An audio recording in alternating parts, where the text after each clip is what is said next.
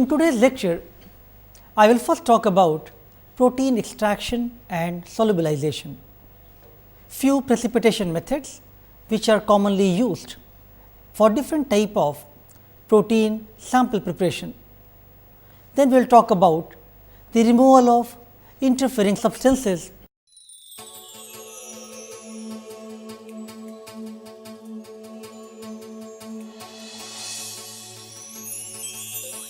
Let us talk about protein extraction and solubilization. Now, this step will be more towards talking about gel based proteomics, where solubilization will be more important. So, protein extraction, after performing the subcellular fractionation, so that the proteins can be enriched, which is you are going to be analyzing in your experiment. So, protein extraction in the aqueous buffer, one can follow different type of procedure, either use tris hydrochloric acid followed by the desalting method, protein precipitation by trichloroacetic acid or TCA, or acetone alone, or trichloroacetic acid and acetone. I will give you more specific composition and recipe when I will talk to you about a specific type of examples, how to perform protein extraction for serum, bacteria and plants. So, protein extracts should be soluble, it should be free from protein to protein interactions, protein to DNA or protein to RNA interaction.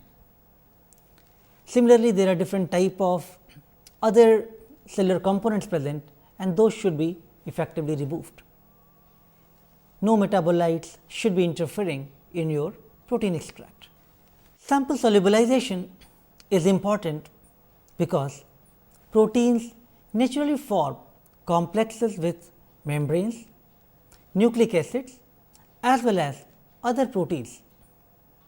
So, to avoid all of these issues, sample solubilization is very important. The different components being used in solubilization, let us discuss one by one. First of all, let us talk about cheotropes, urea and thiourea. Urea is used as denaturant, which can solubilize and unfold most of the proteins to fully random conformations. Urea is a cheotropic agent, which helps in stabilization of the proteins, unfolding proteins, so that all the ionizable groups are exposed to the solution. Thiourea improves solubilization of membrane proteins more specifically. Mostly both urea and thiourea are both mixed together during the solubilization step. The different type of detergents which are also used in solubilization, such as SDS or sodium dodecyl sulfate, which is a very efficient solubilizing hydrophobic proteins. If you want to solubilize hydrophobic protein, SDS can be very effectively used, but due to its anionic nature, it limits its effectiveness for the conventional proteomic analysis. The SDS, the anionic detergent, is not compatible for isoelectric focusing. So, if you are preparing your protein preparation to perform two-dimensional electrophoresis, SDS should be avoided from the sample solubilization. If your objective is to extract the protein and separate that on SDS page, then SDS is very useful. So, if you want to do the 2DE or DIGE or different type of other advanced gel based proteomic applications, where you cannot use SDS, so deuterionic and non-ionic detergents are used for such applications. CHAPS, one of the deuterionic detergent, is most commonly used detergent used in protein solubilization when your objective is to perform two-dimensional electrophoresis experiments. It prevents non-specific aggregations through the hydrophobic interactions, and it helps in sample solubilization. Depending upon your sample type, different type of detergents could be useful. In few cases, ASB14 or sulfobutene detergents, they are better solubilizing agents. You also have options of using neutral detergents such as NP40, although they are less commonly used. So, one cannot provide you a list of most effective solubilization agents. No single deuterionic or non-ionic detergent can completely solubilize all the proteins. So, depending upon your sample type, and if you know your sample is rich in a specific type of proteins, you need to try different type of detergents. Now, let us talk about reductants. In the solubilization, reducing agents cleave the disulfide bonds which are present between and within the protein chains, and it prevents the disulfide bond formation. Most commonly used reductants are dithiothritol, DTT, or beta mercaptoethanol. These are used for reduction of disulfide bonds which are present in the proteins. Tributyl phosphine or TBP, it is one of the non-ionic reducing agent, another very commonly used reducing agent when the aim is to increase solubility of the proteins. Often it is used in the 2DE based gel based proteomic applications. If your aim is to perform isoelectric focusing from your samples, the solubilizing agent should include the carrier ampholytes or immobilized pH gradient buffers. These are added in the sample solutions prior to the isoelectric focusing step, which we will talk in the next lectures when we talk about different steps involved in performing a gel based proteomics experiment. The ampholytes possess charge to charge interactions. They minimize protein aggregation and enhance the protein solubility. Different buffers or bases are added which sometimes minimize proteolysis and also help in the complete solubilization of proteins. So, if your aim is to perform a two-dimensional electrophoresis experiment, the sample solution involves chaotropic denaturing agents such as urea 8 molar, thiourea 2 molar. Detergents such as chaps are most commonly used. It could be between 2 to 4%. Commonly used reductant include DTT or beta mercaptoethanol 2 to 100 millimolar and carrier ampholytes in the concentration of 0.5% of BioLite. So, the sample solution components ensure that the protein solubility is good during the extraction and protein separation. A typical sample solution for the gel based 2DE application includes 8 molar of urea, 2 molar of thiourea, 4% chaps, 2% IPG buffer, 40 millimolar of DTT, as well as few other small components depending upon your sample type.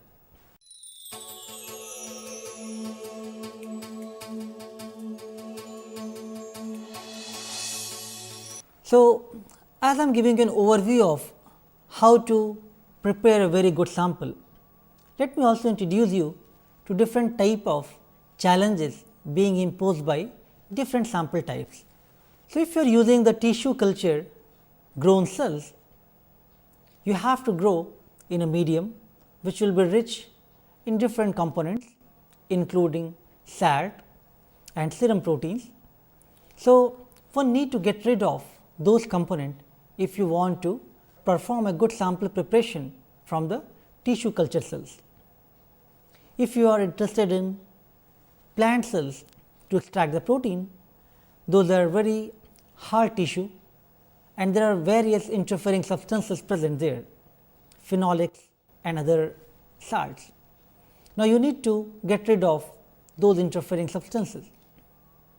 Fungal cell such as yeast or other type of fungus, if you are interested in performing proteomic applications on these samples, you need to break open the very tough cells. So, the proteolysis problem also occurs in these samples. The bacterial cells, they have high ratio of nucleic acid to protein and cell lysis is also very tedious. Body fluids such as cerebrospinal fluid, they are very dilute. So, if you want to perform proteomic experiments on CSF, you need to concentrate your samples. Body fluids such as serum, those are very rich in abundant proteins as well as salt. So, you need to get rid of those abundant proteins such as serum albumin protein and remove the interfering salts. So, although the sample diversity is very much, samples are very complex, I will still try to take to presentative example. One, the serum sample obtained from human. Second, the bacterial sample which will be taken from Bacillus species. By showing you the protein extraction and solubilization methods, I will try to give you the diversity and different type of methods being used to perform various type of proteomic applications.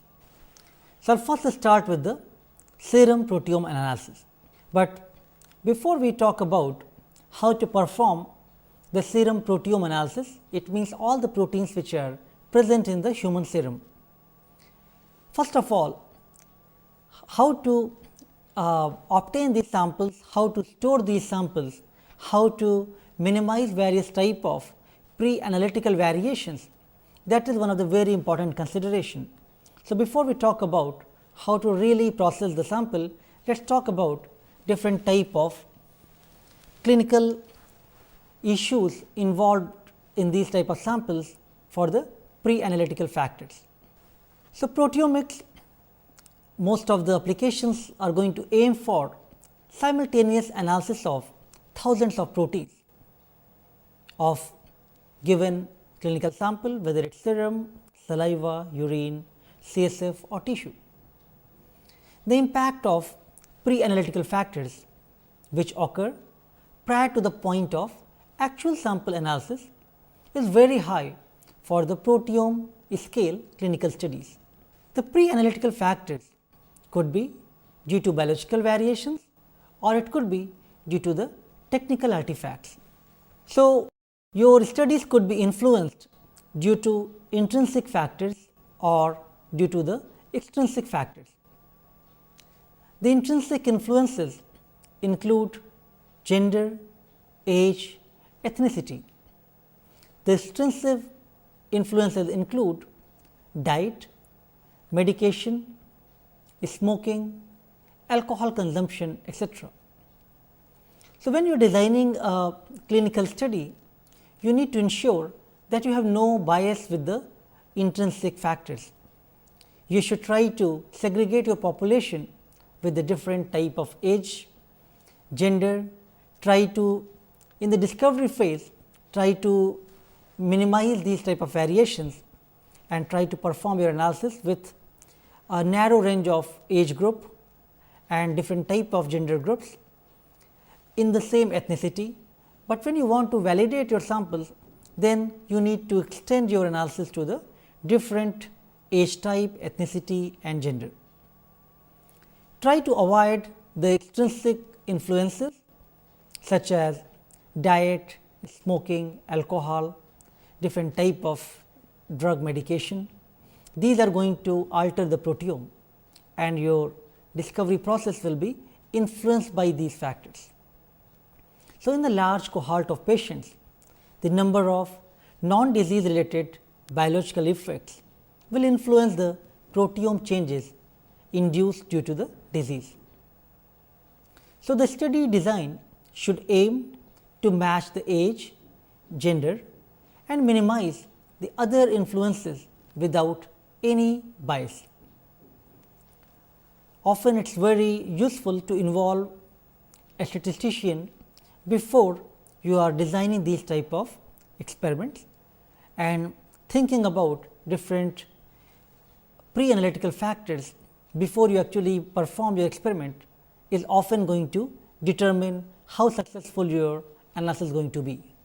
Now, we have looked at different type of biological pre-analytical factors. Then there are different type of technical artifacts, how to collect the samples, how to process the sample and how to store those. The sample collection mode, the gross effect of factors such as the patient posture and the tourniquet application times, these are very important. Sample container types, when you are collecting the samples such as serum and plasma, they exhibit differences as a result of coagulation, specifically the removal of the fibrinogen. So, sample collection and handling procedure, one has to pay attention. The collection and handling procedure of biofluids will affect the sensitivity, selectivity and the reproducibility of the experiments. Collection tubes in which you are collecting your serum sample often is going to influence the analysis if you are using different type of tubes material. The shedding components from the tube or adsorption of the serum proteins to the tubes will in some way influence the proteome analysis.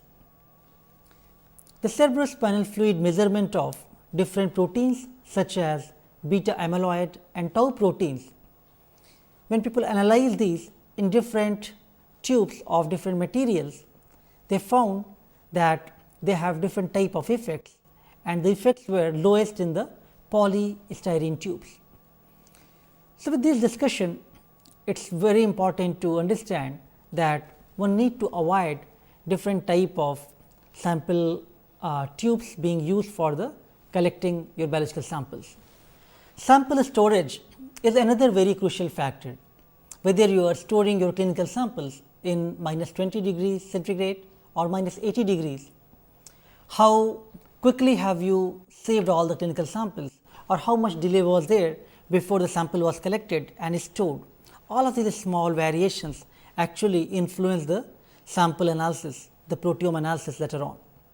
So, avoid multiple freeze thawing of your samples, store the samples in a small aliquot, so that you do not have to freeze thaw the whole samples together, avoid very long term storage or storage at the improper temperature, try to use as freshly stored samples as possible, because if the samples are used and stored for the long time, the progressive degradation of unstable serum proteins may occur.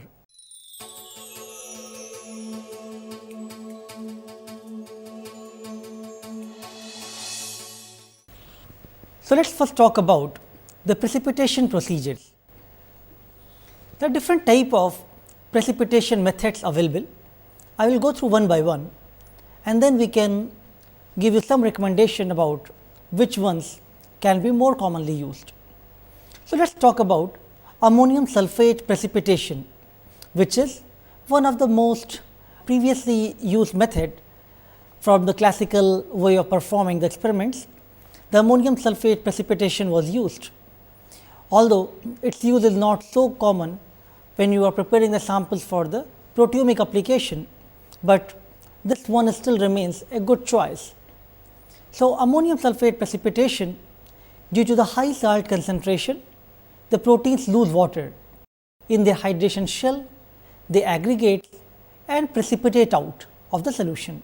So, if you add ammonium sulphate at greater than 50% of concentration and up to its full saturation, the protein precipitation will occur, and then by performing the centrifugation step, this can be recovered.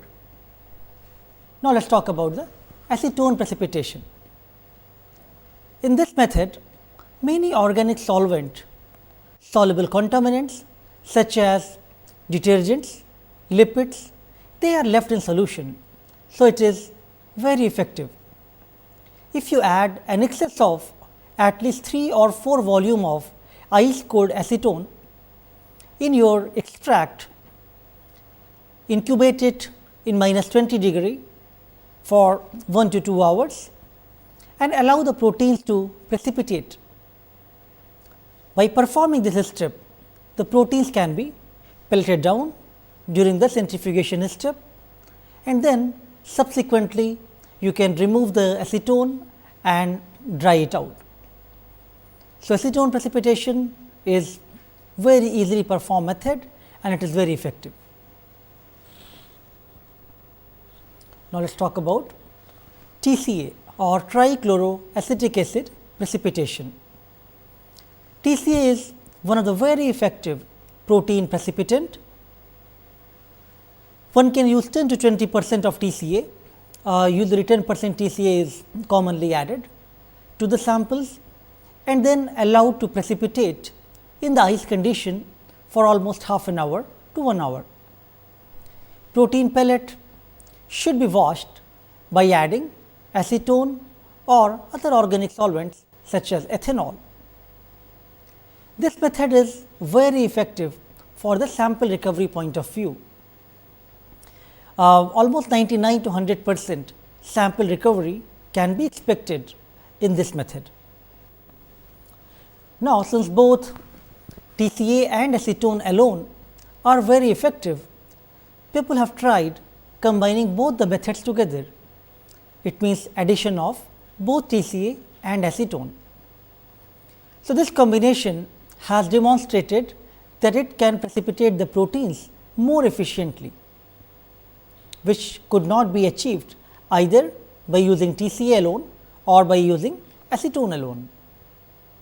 So, a recommended concentration, one can try lyse the samples in 10% TCA made in acetone and also add 15 to 20 millimolar of DTT.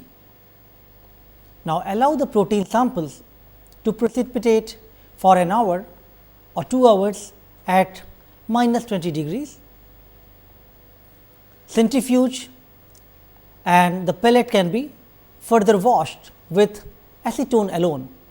Try performing the whole step in the cold condition, so that you can avoid the proteolysis degradation. Even this step, the acetone with 20 millimolar DTT will be effective. So, this is a very easy method to precipitate out the protein. First, add 10% TCA with acetone, and after centrifugation, wash the pellet to remove the TCA which could be present there, and then further wash 3 or 4 times with acetone containing DTT. After that, you need to dry out your pellet, so that any residual amount of acetone is not remaining in pellet. Now, let us talk about one of the less commonly used method, precipitation with ammonium acetate in methanol. This is more commonly used when you are talking about some plant samples which are rich in polyphenol and other interfering substances. So, by using this precipitation, proteins are extracted in phenol and subsequently precipitated by addition of 0.1 molar acetate in methanol. Pellet can be finely washed by adding acetone. So, as I mentioned, this is less commonly used method, and for some specific application, people try different type of precipitation and washing steps.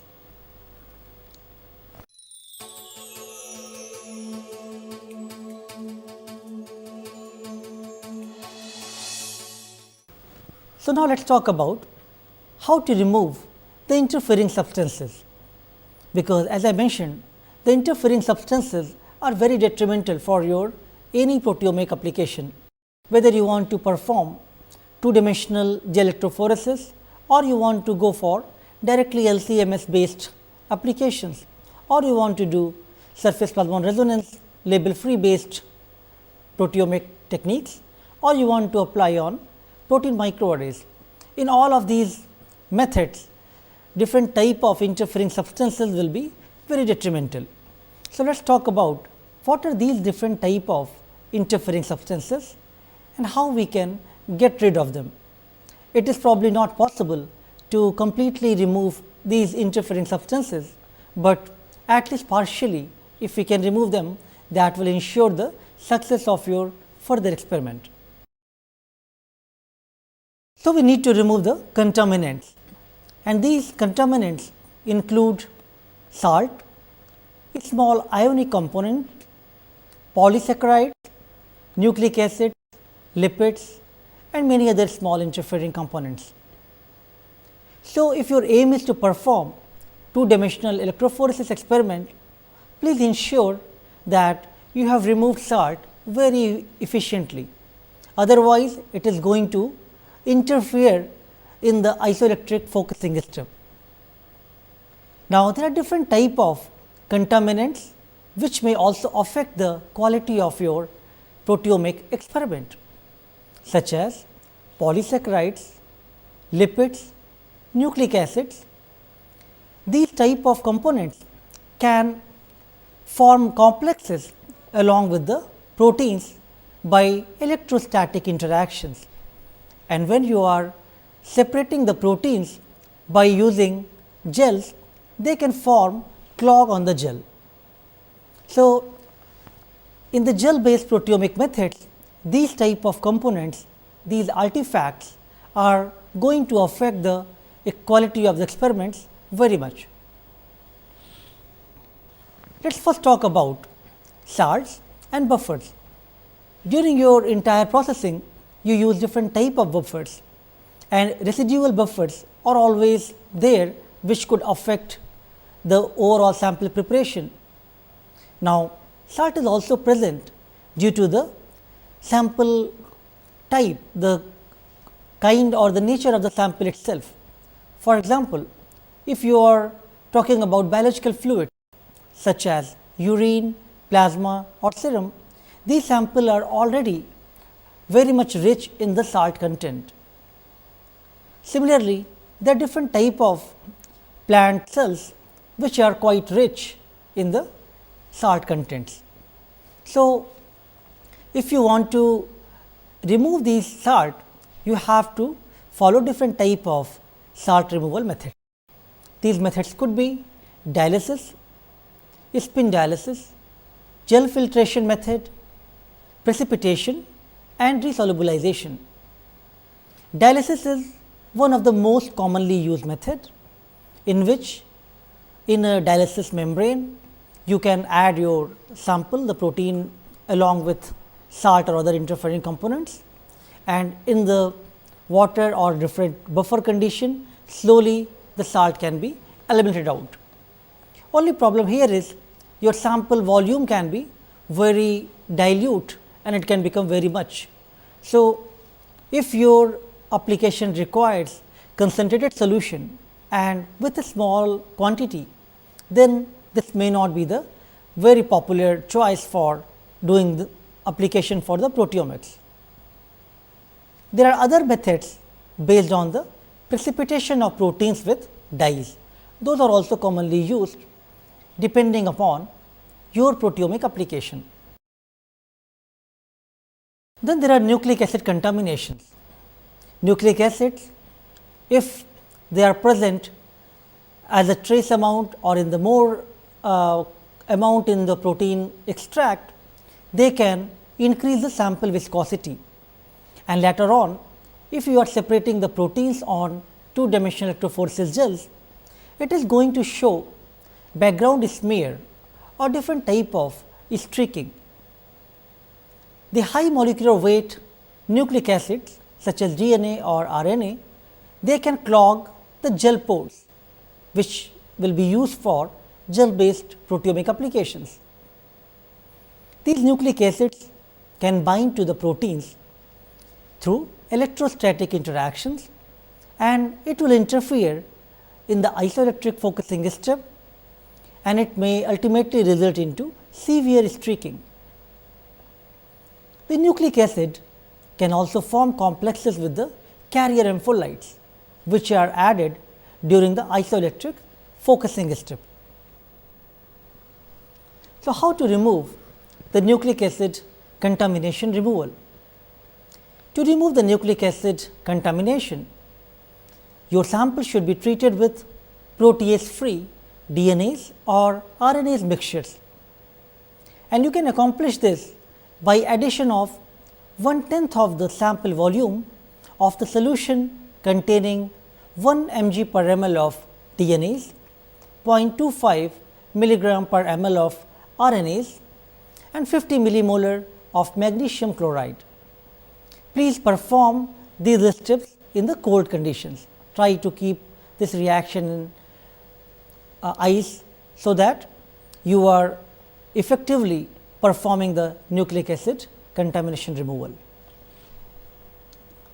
So, now let us talk about polysaccharide contamination. Similar to the nucleic acid, polysaccharides, they may also cause problem. However, the severity will be less as compared to the nucleic acid contamination. There are different type of uncharged polysaccharides such as starch, glycogen, and these are very large molecules. So, they can clog the pore of polyacrylamide matrices, similar to what we talked for the nucleic acid. So, how to remove these type of polysaccharide contamination? During the precipitation step itself, lot of polysaccharides, they get removed. So, TCA, trichloroacetic acid, ammonium sulphate or phenol or ammonium acetate precipitation, they are efficient ways of removing the polysaccharide contamination. Lipids, they are very important. They are used for various type of biological problems to probe, but if your context is to study about the proteins, you would like to get rid of any lipids or any other nucleic acid or other interfering components, because you just want to analyze only proteins. Since we are talking about sample preparation for the proteins and proteomic applications, you would like to get rid of lipids. In membranous material, the lipids bind to the specific proteins such as lipid carriers, and it could give rise to artifactual heterogeneity. If very low amount of lipid is present in your protein sample, the presence of detergents in solubilization solution should disaggregate the lipids, delipidate and solubilize the proteins. But if your samples are very much rich in lipid contamination, few samples which are intrinsically rich in the lipids such as plant seeds or algae. So, you need to treat the samples by using chemical delipidization prior to the sample resolubilization. This process of delipidation can be achieved by extraction with organic solvents containing chlorinated solvents or ethanol or acetone alone. But this step becomes very crucial if you are analyzing the proteome of those samples, those biological samples which are very rich in lipid components. Now, let us talk about ionic detergent. SDS, sodium dodecyl sulphate. This is one of the anionic detergent which forms very strong complex with proteins. We will talk about SDS and how it can be used for gel electrophoresis such as SDS page. But in this context, when you are talking about protein preparation, SDS is one of the very efficient compound. However, if you later on your aim is to perform protein separation by using isoelectric focusing or other gel based methods, it is going to create some problems, because it will result into the SDS will bind to the proteins, which will result to the negative charge complex, and that will not focus unless the SDS is removed from the protein sample mixture. SDS solubilized sample can be diluted by using high concentration of non-ionic or deuteronic detergents, which are CHAPS, Triton X100, and we have talked about all different type of detergents in the last lecture. So, you can try different type of non-ionic or deuteronic detergent. This step will ensure that the final SDS concentration is less than 0.25%. Otherwise, your isoelectric focusing will be hampered by this excess of SDS molecule. So, we have talked about different type of interfering components. In the last bit, I will just say that this is not the end of the list. There are many other interfering compounds present, and depending upon your unique biological sample, you may encounter more and more interfering compounds, and you may have to come up with new creative ways of removing those interference, so that your proteomic study can be performed with very high quality. There are few interfering compounds which are also present in the plant extracts, such as lignins, polyphenols, tannins, alkaloids and pigments. I will talk about some of these in more detail when I will talk in the next class about the case study how to perform plant proteome analysis.